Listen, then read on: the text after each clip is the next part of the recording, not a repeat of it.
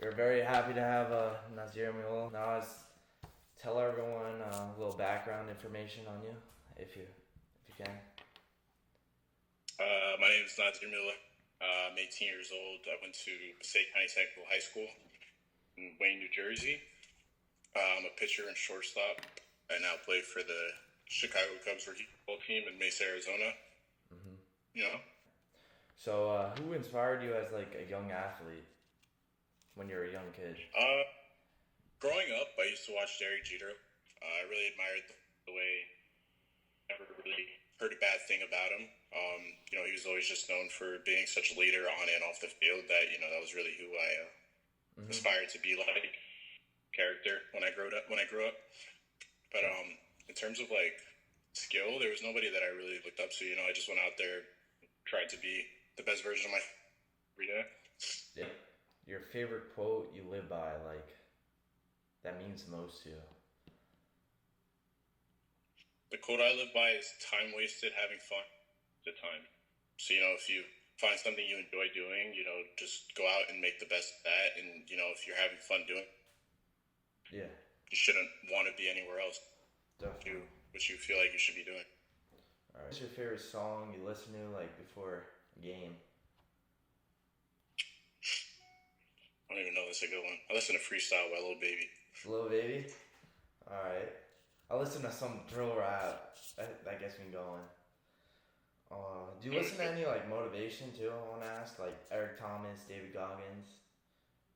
I follow Gary Vee a little bit, but wouldn't say like I'd listen to them before the game. It's just whenever I see their things on Instagram or something, I'll stop scrolling and actually watch it. Mm-hmm. Definitely. All right. How do you prepare yourself mentally for a game? Like before a game, how do you prepare yourself?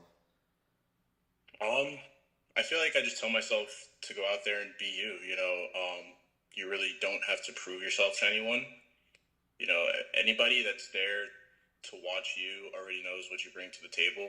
So Yeah. there's really there and feel like you have to impress anyone that's watching you. So that's really just what I try to do. I just try to go out there and have fun. Like I said, I have fun playing baseball. So I just make the most of my time doing that. Yeah. All right. So when you throw like a wild pitch in a game, make an error, strike out, what is going on inside your head? Like, what are you telling yourself? Like, are you personally for me? Like, I kind of think about it, the error for a bit. I'm not even gonna lie. Like, it Yeah, bothers me. everybody thinks about it. But the main thing is you just can't let it affect you going into the next play. Like I Mm-hmm. said, the main thing I tell myself is there's nobody to impress. Everybody's human. Everybody takes, and everybody's gonna make an error. There's Yeah. no way around it. That's how the game goes. Like I said, just I'll let it carry over to the next pitch and just be prepared to make up for it. Mm-hmm. Okay. What is your approach on the mound and in the box? Like, what is the dog inside of you like saying to yourself?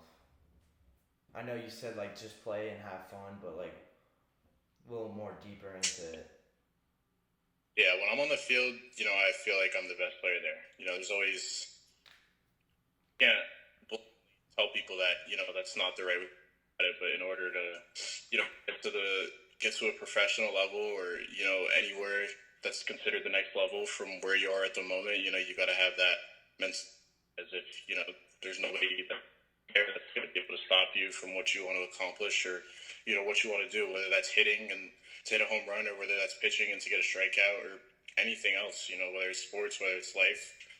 You just got to tell yourself, nobody's going to stop you from what you want to accomplish. So that's really what I go out there and do. Yeah. So it sounds to me like you kind of like grew up like with this like pro mindset before like no one had to teach you it. So like, when do you think your mental side of the game surpassed everyone else and brought you to like the pro level? Like, That's a tough one. I'm not really sure, honestly. I feel like at first it was all fun. Everybody starts playing when they're a kid yeah, to do it, and then it started to become a passion. I started to take it serious. I feel like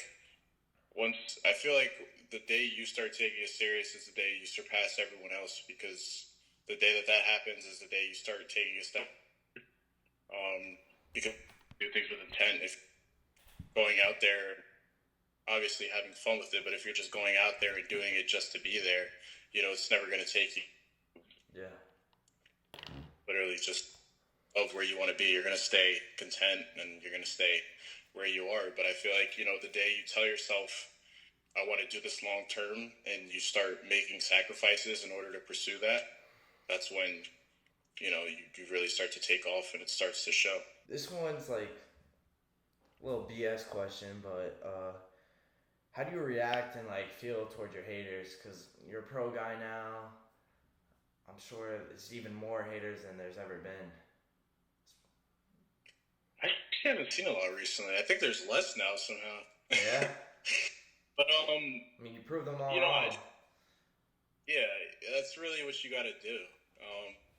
You use it as motivation. You look at it as a negative and want to respond to everyone that tries to bring you down, or like I said, tries to stop you from achieving what you want to do. You just have to, like you said, prove them wrong and look at it as more fuel in order to be where you want to be. Definitely. All right. So, what has been the biggest change from like high school ball to pro level ball?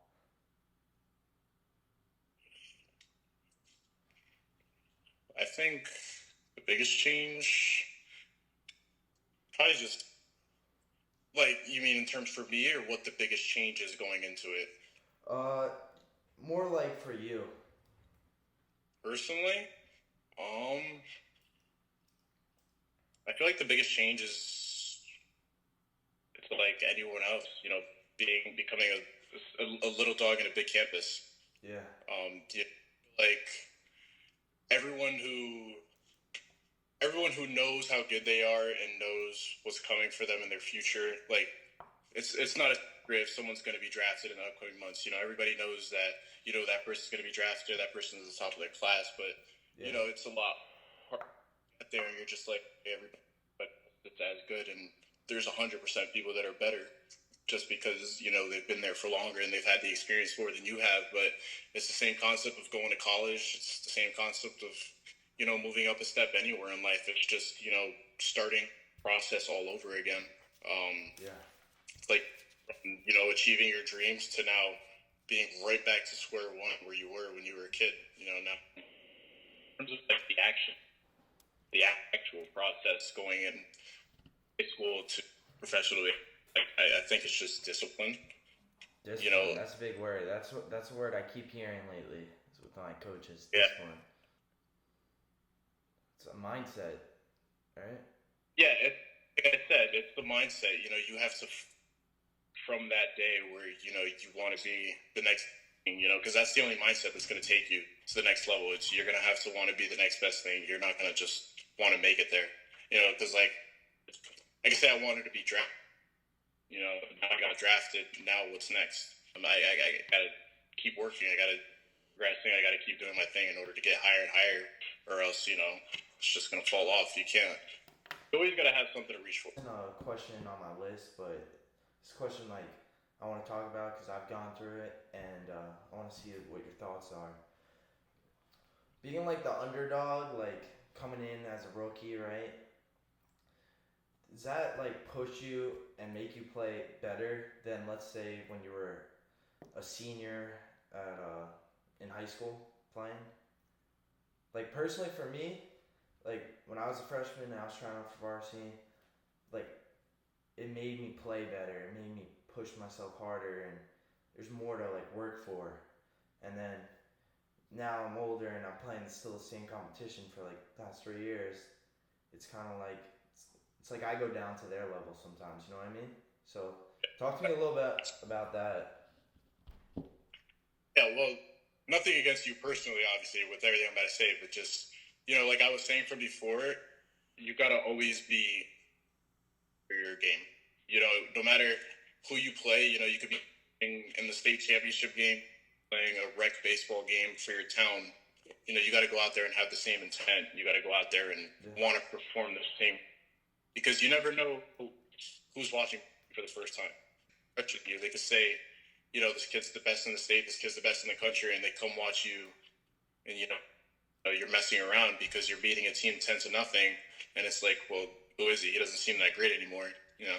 Yeah, definitely. Sorry, what was the question again? So it was basically like about like the underdog Oh yeah, mentality. yeah. And So where obviously that feeling's there. You know, I'm new to this, and I have to perform. But I feel like that's a feeling that should always be there. Personally, mm-hmm. Like I said, you could be a senior, you could be the big kid on campus, and obviously you're more comfortable. Yeah. But I don't think as a direct, I don't feel like freshman or being senior has a direct influence on how you play. I feel like it's a matter of how you take it in the moment and how you choose to, how you accept the competition you're playing against. Yeah. One thing I want to say about a word you just said is comfortable. That's what, like, that's personally what I think, like, no one should ever feel, right? Comfortable is like a terrible feeling because then they say once you become comfortable, once you become content, is when the person that wants to catch you catches you.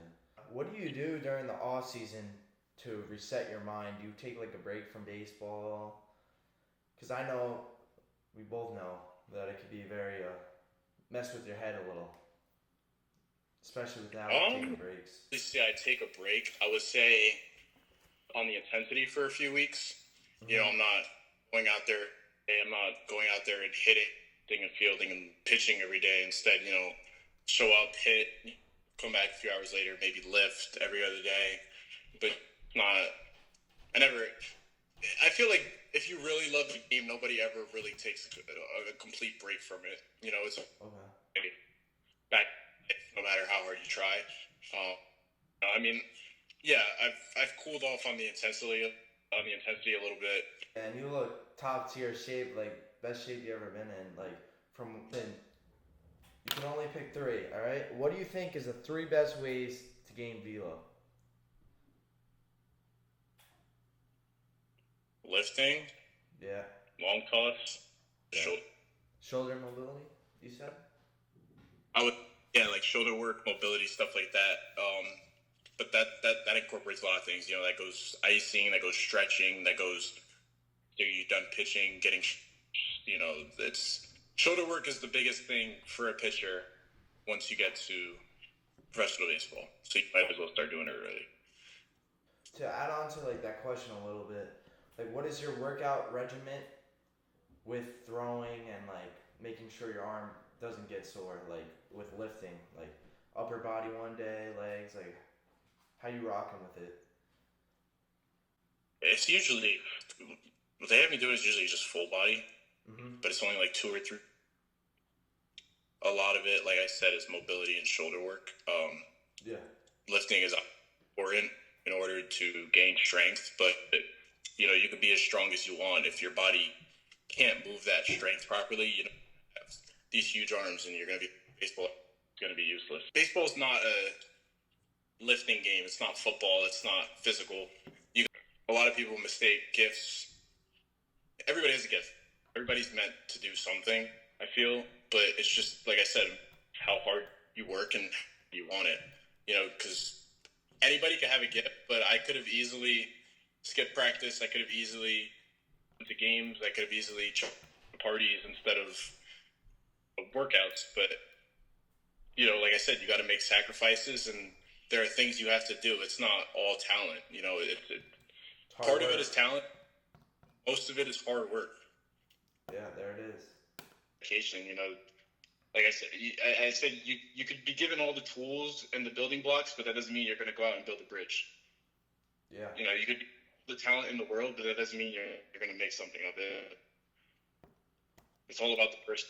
This is a question for me and like about me, and it wasn't on my list, but like came up to me. Yeah. So what do you think, like when you work like so hard? What is your mind like saying to you? Like when you work so hard, you outwork everyone, right? And you make the goals and the expectations, and you like don't hit them.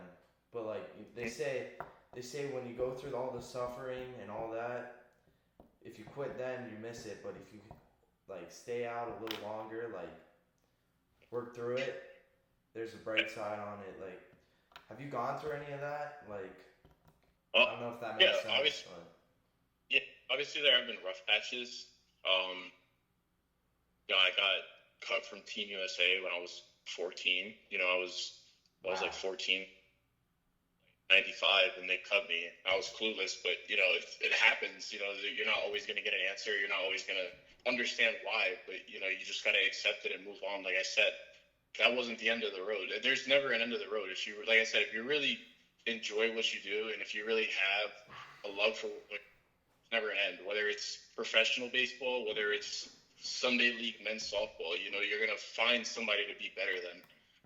That's what the killer in you has to be. You just always there's always somebody that's gonna be better than you, but you have to find people you're gonna be better than if you're not gonna meet those other people. I know you train at like PS2 and with Josh. I know Josh from Metro Scout Day and all that. How have they impacted you, like PS2 and Josh and all that? Yeah, Josh and Curvin and all of PS2 going into my freshman year, I think it was, and I can safely say I wouldn't be where I am today if it weren't for them. Not even just the baseball side. Obviously they're great coaches and they have helped me elevate my game to the potential it's at right now. But even outside of the field, it's really just it's a family.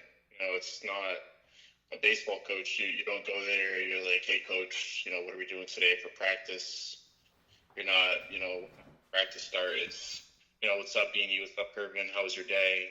How's the family? It's stuff like that. It's not. Everything becomes so much more enjoyable when you find a home instead of a. Yeah. It's. I walk in there. I really enjoy being here. Like if I'm not going to be home, this is where I want to be.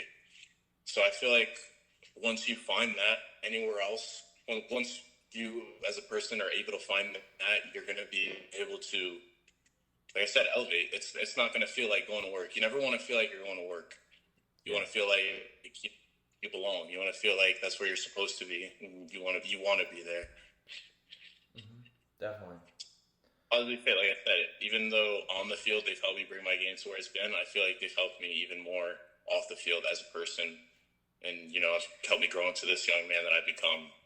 All right, what is your advice to kids who are in the like recruiting process right now? I know like for you, your recruiting process was pretty light. Like I've been following you like for a while now, and your first like ever like memory of like the recruiting process or like your favorite, wasn't it like you got that Miami letter after like a home run derby, something like that? Yeah, I got like a something to fill out. Mm-hmm. I got out for Miami when I was in like 8th grade, and I posted it on my Instagram, and everybody thought I committed, so that was hilarious.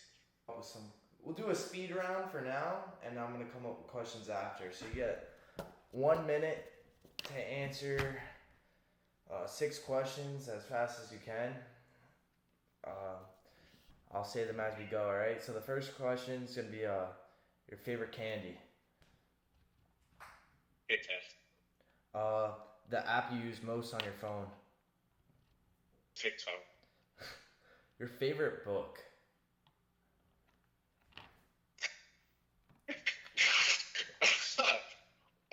The Maze Runner. The Maze Runner?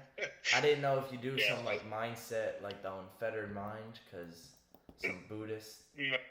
Nah, you've never been too deep. All right, hold on. Let me focus up. Your favorite vacation spot.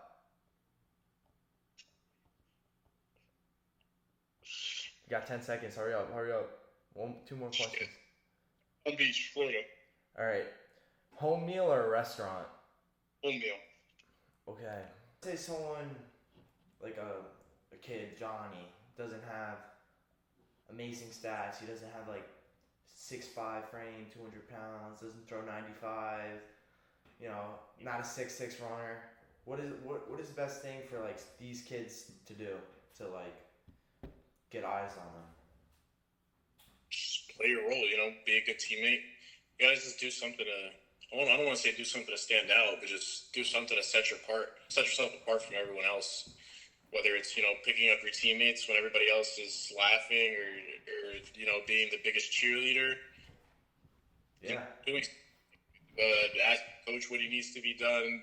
Playing whatever position on the field that needs to be played. You just gotta do anything. Find something to set yourself apart from else. Really, they don't necessarily look for who's the biggest guy or who throws the fastest or who runs the fastest. It's the matter of the guy that I want on my team who's going to help positively impact my team. You could throw 100 miles an hour, but if you're a jerk to every one of your teammates, nobody's going to want you. Definitely. If you're the only one sitting on the bench when your teammates, when everybody else is crowded at home plate because your teammate hit a home run, you're the only one sitting on the bench. It's like, I'm not picking that guy. I don't care if he throws 100.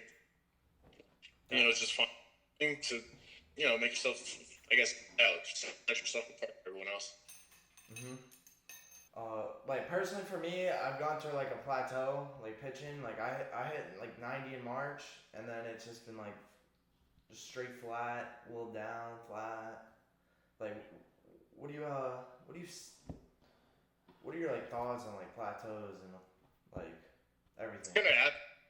I topped 100. I was sitting 99. Topped 100 last year. I'm like sitting like 94, 95 right now. Like I topped 99 like 2-3 times when I was in Arizona. Mm-hmm. It's gonna happen. It's gonna get to a point where it's like, all right, maybe I'm getting close to my peak. Just gotta push. I mean, obviously something changed. Yeah. Got to get back in the gym, or whether it's you got to stretch a little bit more, whether it's you got to be a little more mobile. Yeah. You just can't let it bother you. It's not. Obviously, it's gonna bother you. In the beginning, I was like, I went down 5 miles an hour in a year. Like, what happened? But it's like, all right, maybe, it just gets to a point. Yeah. But don't let it bother you, but still keep trying to get better. Definitely. Just don't let anything stop you. I know you're a very busy guy, but I would like love to train with you one day. Yeah, for sure. When you're free. I just want to say thank you so much for doing the interview. Yeah, of course. It was awesome having you. Thing. Let me get a